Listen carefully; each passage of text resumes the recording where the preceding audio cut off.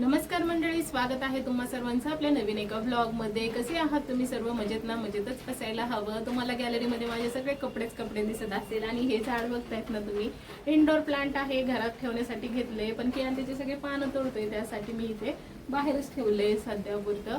कारण तो नवीन पान आलं की ते तोडून टाकते, सगळी पानं त्यांनी अशीच करून टाकली आहे। आता त्याला किती सांगितलं तर काय समजणार नाही। आणि आज मी तुमच्या सोबत ना एवढी छान ट्रिक शेअर करणार आहे, जे गॅसचे बर्नर असतात ना ते क्लीन कसे करायचे ना हेच मी तुमच्यासोबत शेअर करणार आहे। कारण गॅसचे बर्नर आपण क्लीन करत नाही, बाकी किचन वट्टा बाकी सगळ्या गोष्टी आपण दररोज क्लीन करतो, पण तेही आपण क्लीन करायला पाहिजे। तर ते कसे करायचे आणि अगदी नवीन सारखे कसे निघतील हेच तुमच्यासोबत शेअर करणार आहे। त्याचबरोबर माझा रुटीनही शेअर करणार आहे। तर व्हिडिओ शेवटपर्यंत बघायचा आहे, स्किप न करता पूर्ण बघायचा। 3-4 दिवस झाले चाकणमध्ये एवढा पाऊस सुरू आहे ना, उघडायचं काही नावच घेत नाही आणि त्यामुळे कपडे पण काही वाळत नाही। कालचे कपडे धुतलेले तेच मी सकाळी उठल्याबरोबर वाळत घातलेले होते, तर आणखी पण ते ओलेच होते ना। असं काहीतरी सुंदर वातावरण दिसत होतं। अशा वातावरणामध्ये आजारी पडण्याचे पण चान्सेस खूप जास्त असतात बरं का।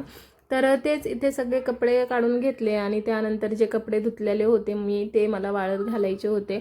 आता वातावरण असं झाल्यामुळे काय ना, तर जास्त काही कपडे धुवायला जमत नाही, पण जे रोजचे रेग्युलर कपडे आहेत ते तर धुवावंच लागतात। तर तेच माझं इथे धुवून झालेलं होतं आणि वाळत घालायचं काम पण चालू होतं। आता पावसामुळे सगळ्यांचीच ही धावपळ सुरू असते, पाऊस जास्त आला की कपड्यामध्ये घेऊन या आणि पाऊस गेला की वाळत घाला। पण माझं काही हे असं नाही, कारण माझ्या गॅलरीमध्ये पाऊसच येत नाही, त्यामुळे तेवढं एक बरं आहे। कपडे आपले दिवसभर तिथे वाळतात आणि सकाळीच कपडे धुवून टाकल्यामुळे ना ते लवकर वाळून टाकतात। ते काम झालं। आता मला दुसरं काम करायचं होतं, ते म्हणजे बाकीचे सगळे कामं माझी आवरून झालेली होती। आता घरातले जे भांडे घासून ठेवलेले होते सकाळचे स्वयंपाकाचे, ते पण मला जिथल्या तिथं लावून ठेवायचं होतं। जर ते किचन कट्ट्यावरती असंच ठेवलं ना तर खूप पसारा दिसतो। सगळं जरी आवरलेलं असलं ना तरी पण असं वाटतं की भरपूर अशी कामं राहिलेली आहेत।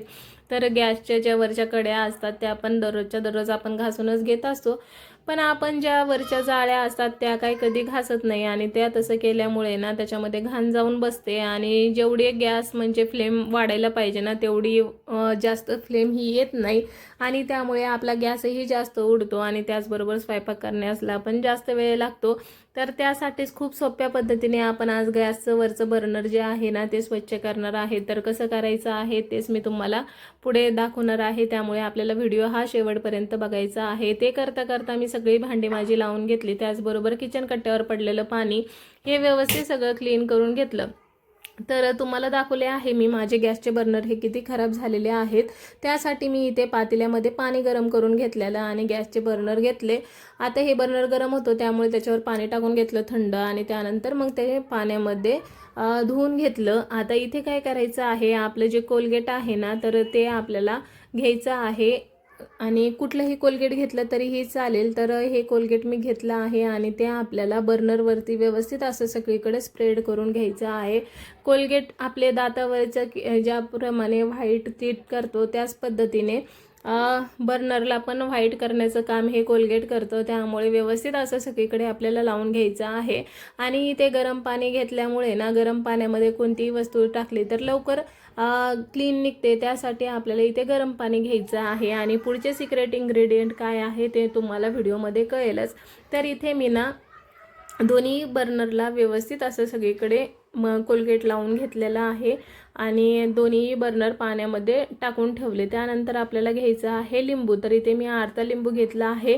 छान असं त्याच्यातला रस जो आहे तो त्याच्यामध्ये टाकून घेतला आहे, पूर्ण रस आपल्याला वापरायचा आहे। आणि त्यानंतर इनो घ्यायचा आहे, तर इनो एकाच वेळी सगळं टाकायचं नाही, पूर्ण इनो म्हणजे थोडं 5 मिनटं थांबायचं आणि त्यानंतर टाकायचं, त्याच्यामध्ये रिॲक्शन होतं आणि लवकर म्हणजे जास्त घासत बसण्याची वेळ पडत नाही, लवकर क्लीन होतं यासाठी। आता मी थोडं इनो आत्ता टाकलं आहे, आता थोडा वेळ थांबते आणि त्यानंतर परत इनो टाकून घेत आहे। तर अशाच पद्धतीने आपल्याला इनो हे टाकत राहायचं आहे, पूर्ण इनो हे एकदम टाकायचं नाही आहे आणि कुठलीही स्टेप स्किप करायची नाही आहे बरं का। शेवटपर्यंत व्हिडिओ बघायचा आहे। तुम्ही अर्ध्यातनं स्किप करता आणि म्हणतात मग रिझल्ट आला नाही, तर असं अजिबात करायचं नाही। त्याचबरोबर तुम्ही माझा व्हिडिओ कुठल्या सिटीमधनं बघताय हे देखील मला कॉमेंट करून सांगा। आता तुम्ही बघू शकताय हे मिश्रण मी सगळं तयार केलं आणि त्याच्यामध्ये डीप करून ठेवलं. तर अर्धा तास आपल्याला तसंच ठेवायचं आहे किंवा 15-20 मिनटं ठेवलं तरी चालेल.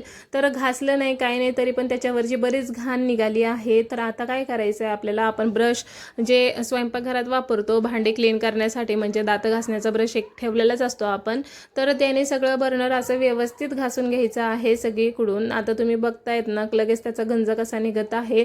तर बऱ्याच दिवसापासून मी हे काही क्लीन केलेलं नव्हतं, कारण मला तुमच्यासोबत व्हिडिओ शेअर करायचा होता, त्यासाठी मी तसंच ठेवलेलं होतं. तर व्यवस्थित असं ब्रशने घासून घेतलं, त्यानंतर स्क्रबरने घासून घेतलं आणि सगळं असं व्यवस्थित आपल्याला घासून घ्यायचं आहे चांगल्या पद्धतीने. आतून बाहेरून सगळीकडून आपल्याला व्यवस्थित असं बर्नर हे क्लीन करून घ्यायचं आहे. आणि ते एक बर्नर झालं, आता दुसरं बर्नर पण मी क्लीन करून घेतलं आणि तुम्ही बघू शकताय किती घाण निघालेली आहे. तर स्वच्छ पाणी घेतलं आणि त्याच्यामध्ये व्यवस्थित असं क्लीन करून घ्यायचं आहे. तुम्ही बघतच असाल कसं छान क्लीन झालेलं आहे आपलं बर्नर आणि लगेच शाईन पण आलेली आहे त्याला. तर अशा पद्धतीने जर तुम्ही केलं ना 2 ते 3 वेळा जरी, म्हणजे महिन्यातनं किंवा आठवड्यातनं एकदा केलं तर आणखी त्याचा क्लीननेस वाढेल. पहिल्या वेळेस एवढं क्लीन होणार नाही, पण नंतर हळूहळू जास्त क्लीन होईल आणि तुमचे बर्नरही नव्यासारखे होतील. पूर्ण होल मोकळे झाले आहे. आणि ते झालं आणि त्यानंतर जे कपडे काढून घेतलेले होते त्याच्याच मला घड्या घालून ठेवायच्या होत्या आणि जे थोडेफार ओले होते ना, म्हणजे घरात वाळू शकतात असे कपडे मी हँगरला लटकून ठेवले. आणि त्याचबरोबर मग जे कपडे काढून आणलेले होते त्याच्या घड्या पण घालून घेतल्या आणि कियांची इकडे बाजूला मस्ती पण सुरू होती.